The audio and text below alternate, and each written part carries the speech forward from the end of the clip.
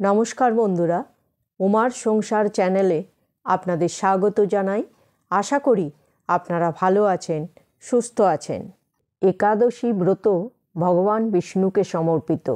মনে করা হয় একাদশীর উপবাস রাখলে সমস্ত মনস্কামনা পূর্ণ হয় এবং জীবনে সুখ ও সমৃদ্ধির আগমন ঘটে। পৌষ মাসের কৃষ্ণপক্ষের একাদশীকে সফলা একাদশী বলা হয়। বন্ধুরা, আজকের পর্ব থেকে আমরা জেনে নেব সফলা একাদশীর ব্রত মাহাত্ম্য কথা। চলুন জেনে নেওয়া যাক আজকের পর্ব থেকে। পর্বটি শুরু করার আগে উমার সংসার চ্যানেলটিকে সাবস্ক্রাইব করে বেল আইকনটি প্রেস করুন, লাইক, কমেন্ট, শেয়ার করুন। পর্বটি অবশ্যই শেষ পর্যন্ত দেখতে থাকুন। ব্রহ্মবৈবর্ত পুরাণে যুধিষ্ঠির শ্রীকৃষ্ণ সংবাদে সফলা একাদশীর ব্রত মাহাত্ম্য বর্ণিত হয়েছে। যুধিষ্ঠির বললেন, হে প্রভু, পৌষ মাসের কৃষ্ণপক্ষিয়া একাদশীর নাম, বিধি এবং পূজ্য দেবতা বিষয়ে আমার কৌতূহল নিবারণ করুন। শ্রীকৃষ্ণ বললেন, আপনার প্রতি স্নেহবশত সেই ব্রতকথা বিষয়ে বলছি। এই ব্রত আমাকে যেমন সন্তুষ্ট করে, বহু দান দক্ষিণাযুক্ত যজ্ঞাদি দ্বারা আমি সেই রকম সন্তুষ্ট হই না। তাই যত্ন সহকারে এই ব্রত পালন করা কর্তব্য। পৌষ মাসের কৃষ্ণপক্ষিয়া একাদশীর নাম সফলা। নাগদের মধ্যে যেমন শেষ নাগ, পক্ষীদের মধ্যে গরুড়, মানুষদের মধ্যে ব্রাহ্মণ, দেবতাদের মধ্যে নারায়ণ সর্বশ্রেষ্ঠ, তেমনি সকল ব্রতের মধ্যে একাদশী ব্রতই সর্বশ্রেষ্ঠ। হে মহারাজ, যারা এই ব্রত পালন করেন তারা আমার অত্যন্ত প্রিয়। তাদের এ জগতে ধনলাভ ও পরজগতে মুক্তিলাভ হয়। হাজার বছর তপস্যায় যে ফল লাভ হয় না, একমাত্র সফলা একাদশীতে রাত্রি জাগরণের ফলে তা অনায়াসে প্রাপ্ত হওয়া যায়। মহিষ্মত নামে এক রাজা প্রসিদ্ধ চম্পাবতী নগরে বাস করতেন।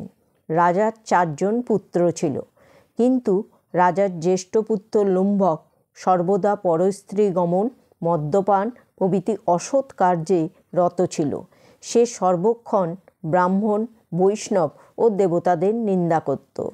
পুত্রের এই আচরণে ক্রুদ্ধ হয়ে রাজা তাকে রাজ্য থেকে বের করে দিলেন। স্ত্রী, পুত্র, পিতা, মাতা, আত্মীয় স্বজন পরিত্যক্ত হয়ে সে এক গভীর বনে প্রবেশ করল।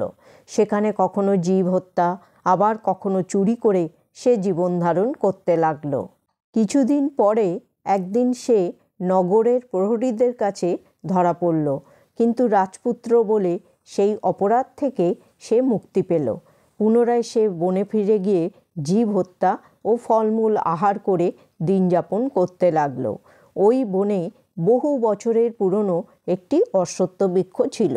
সেখানে ভগবান শ্রী বাসুদেব বিরাজমান বলে বৃক্ষটি দেবত্ব প্রাপ্ত হয়েছে।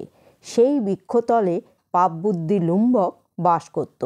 বহুদিন পর তার পূর্বজন্মের কোনো পুণ্যফলে সে পৌষ মাসের দশমীর দিনে কেবল ফল আহার করে দিন অতিবাহিত করল। কিন্তু রাত্রিতে অসহ্য শীতের প্রকোপে সে মৃতপ্রায় হয়ে রাত্রি যাপন করল। পরের দিন সূর্যোদয় হলেও সে অচেতন হয়েই পড়ে রইল। দুপুরের দিকে তার চেতনা ফিরল। ক্ষুধা নিবারণের জন্য সে অতি কষ্টে কিছু ফল সংগ্রহ করল। এরপর সেই বৃক্ষতলে এসে পুনরায় বিশ্রাম করতে থাকল। রাত্রিতে খাদ্যাভাবে সে দুর্বল হয়ে পড়ল।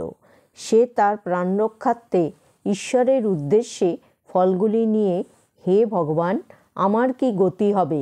আপনি প্রসন্ন হন, লক্ষ্মীপতি নারায়ণ, এই বলে অশ্রুপাত করতে করতে সেই বৃক্ষমূলে নিবেদন করল।